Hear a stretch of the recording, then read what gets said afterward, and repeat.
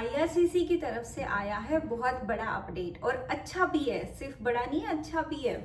तो अपडेट ये है कि देखो 2023 में इन्होंने इंटरनेशनल स्टूडेंट्स के ऊपर कैप लगा दी थी कि भाई हमारे से मैनेज नहीं हो रहा, हाउसिंग जो प्रॉब्लम है, जॉब्स की प्रॉब्लम है, तो हमारे देश में मत आओ स्टूडेंट अगर आप हो तो। और ऊपर से पीआर भी नहीं दे रहे थे, तो सीधी सी बात है कौन आना चाहता था यहाँ पे, कोई भी नहीं।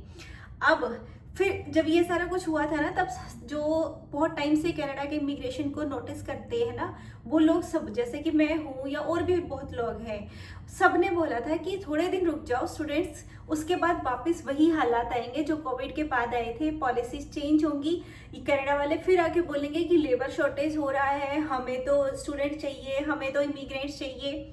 और बस फिर वही काम हो गया। इतनी जल्दी होगा ये सब कुछ, ये किसी ने प्लान नहीं किया था। तो अभी 2 साल पहले, 2 साल से भी कम टाइम हुआ है जब खुद गवर्नमेंट ने अनाउंस करा था कि हमें इंटरनेशनल स्टूडेंट नहीं चाहिए, कनाडा मत आओ। और अब 23 जून को खुद गवर्नमेंट ने अनाउंस किया है कि भाई आप कनाडा को भी कंसीडर करो। मतलब बस भीख मांगने की कोई वो बात नहीं बची है, अदरवाइज सारा उन्होंने वही बोला है कि अगर आप इंटरनेशनल स्टूडेंट हो, आप किसी कंट्री में पढ़ने के लिए बाहर जाना चाहते हो, तो आप कनाडा भी आने का ट्राई करो। इनफैक्ट ये लोग अपनी कैप भी बढ़ाने वाले हैं, जो पहले इन्होंने कैप लगा दी थी लिमिट के ऊपर। सो मतलब इसके बहुत सारे अच्छे बेनिफिट भी होंगे। ऐसा नहीं है कि सिर्फ इंटरनेशनल स्टूडेंट्स को ही होगा।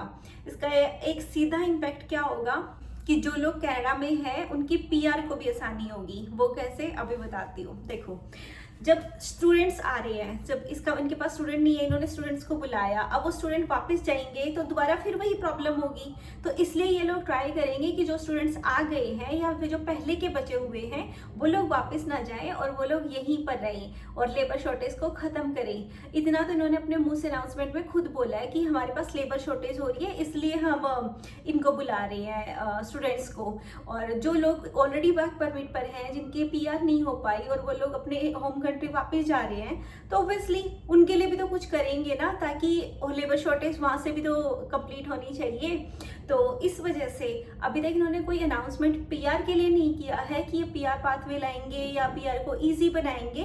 बट एक दूसरा अनाउंसमेंट आया है, इसके अंदर सारे प्रोविंस के जो मिनिस्टर होते हैं वो जाके फेडरल मिनिस्टर को मिले हैं और उन्होंने बोला है, जून की मैं बात बता रही हूँ, 23 जून की, और उन्होंने रिक्वेस्ट किया है कि हमारे पास जो स्लॉट है पीआर के हर प्रोविंस को वो ज्यादा दो, ताकि हम ज्यादा से ज्यादा लोगों को अपने प्रोविंस में इनवाइट कर सकें। और इसका मतलब तो यही है ना कि प्रोविंस चाहते हैं कि लोग आए। अब ये लोग कोटा बढ़ाएंगे तो इसका मतलब ड्रॉ भी ज्यादा देखने को मिलेंगे, और धीरे धीरे करके हो सकता है कोई नया पाथवे भी निकल कर आए। तो हुआ ना इनडायरेक्ट बेनिफिट। हमारे हरियाणवी में बोलते हैं कि पंखे पाट गए वो बात सच है, उसका मीनिंग मैं बताती हूँ। जो नॉन हरियाणवी पीपल है, मतलब कि इन लोगों की हालत बुरी हो गई। सबको पता था जब इन्होंने अनाउंसमेंट करा था ना कि भाई ये लोग इंटरनेशनल स्टूडेंट कम कर रखे हैं, जो और पॉपुलेशन है यहाँ पे इमिग्रेंट्स की, जैसे हम लोग मिलते हैं आपस में डिस्कस करते हैं, यही चीजें डिस्कस होती हैं, तो हर कोई बोलता था कि इतने लोग वापस जा रहे हैं, कनाडा की गवर्नमेंट कैसे मैनेज करेगी, आगे जाके इनको वो भी नहीं मिलेंगे एम्प्लॉय वगैरह ना, हर जगह में प्रॉब्लम होगी। और बस वही होगी। अब इन्होंने अपने मुंह से बोला है कि लेबर शॉर्टेज हो गई है, और अभी तो सिर्फ कुछ जॉब्स और कुछ प्रोविंस का इन्होंने ऐसे बोला है, और भी बहुत चीजें होंगी जो इनकी अभी नजर में नहीं आई है। जैसे हाउस लगा लो, मैंने ऐसे भी घर देखे हैं जो 900,000 में लिस्ट था और 2 महीने बाद सेम घर 700,000 में लिस्टेड है। मतलब 2 लाख का नुकसान, 2 लाख का प्राइस कम करके उन्होंने 2 महीने वेट किया है, फिर भी वो घर नहीं बिक रहा क्योंकि लोग ही नहीं है, इतने लोग वापस जा चुके हैं। पहले तो बस ऐसे ही पता चलता था कि अच्छा कोई जा रहा है इंडिया वापस। हमारे इतने क्लोज फ्रेंड्स भी वापस गए हैं क्योंकि लोगों की पीआर नहीं हुई, उस वजह से जाना पड़ा। कुछ को पसंद नहीं आया कनाडा, इस वजह से जाना पड़ा। सो अगर आप भी कनाडा के लिए प्रिपेयर कर रहे हो किसी भी तरीके से, तो be happy and be hopeful. कोई ना कोई पीआर पाथवे अब जल्दी ही सुनने में आ सकता है, फेयर चांस है। वैसे तो ये लोग बहुत लेट सोकर जागते हैं, तो हो सकता है 2027 या 8 के लिए आए, या फिर जो TR टू PR पाथवे का ये लोग इतना शोर मचा रहे थे कि हम लेकर आएंगे, लाए क्या बाद में, कुछ भी नहीं, खोदा पहाड़ निकली चुईया, वैसा काम ना कर दे। बट आई वुड से कि आप लोग होपफुल रहो एंड कोई ना कोई पीआर पाथवे आई थिंक जरूर आना चाहिए। इमिग्रेशन से कितनी इनकम होती है ना, इसका मैं एक एग्जांपल आपको बताती हूँ, आपके पास भी कैलकुलेटर होगा।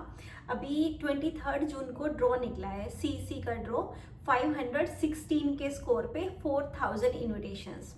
एक पीआर एप्लीकेशन की एक्सप्रेस एंट्री में अप्लाई करने की फीस होती है 1500 कैनेडियन डॉलर, ठीक है।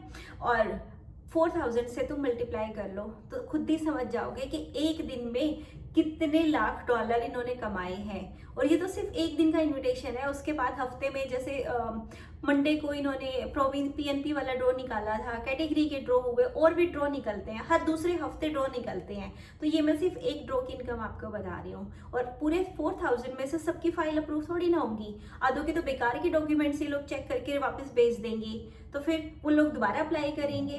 तो इस तरीके से इमिग्रेशन से बहुत इनकम होती है। कॉलेजेस लगा लो, बेचारे आधे कॉलेज तो बंद हो गई, कितने कॉलेजेस ने ले ऑफ किया क्योंकि इन्होंने कैप लगा दिया था, बच्चे आ नहीं रहे थे, फीस मिल नहीं रही थी कॉलेज को।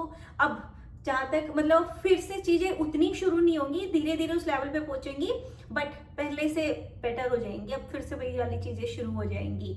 तो इनकम मतलब कनाडा की इनकम इमिग्रेशन के बिना जीरो नहीं कह सकते, बट बहुत बड़ा लॉस है अगर इमिग्रेशन हट जाता है तो। इस वजह से सबको एक्सपेक्टेशन थी कि भाई नहीं जरूर आएगा कुछ ना कुछ पीआर पाथवे। और बट ये है कि 2023 से सबके हालात बिगड़ने शुरू हुए थे, जब बहुत लोगों के वीजा एक्सपायर होने शुरू हुए थे तो पीआर पाथवे ये लोग बंद कर रहे थे। और अब है 2026, ऑलमोस्ट 3 साल इनको लगे रियलाइज करने में। और जो लोग बेचारे उम्मीद में बैठे थे उन लोगों के लिए इतना सारा नुकसान हुआ कि उनके वीजा एक्सपायर हो गए और उनको जाना पड़ा।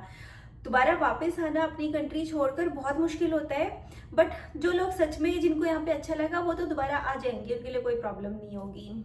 और जैसे ही कुछ आता है मैं आपके साथ शेयर करती हूँ। तो बस फिर तब तक के लिए be hopeful and take care, good bye.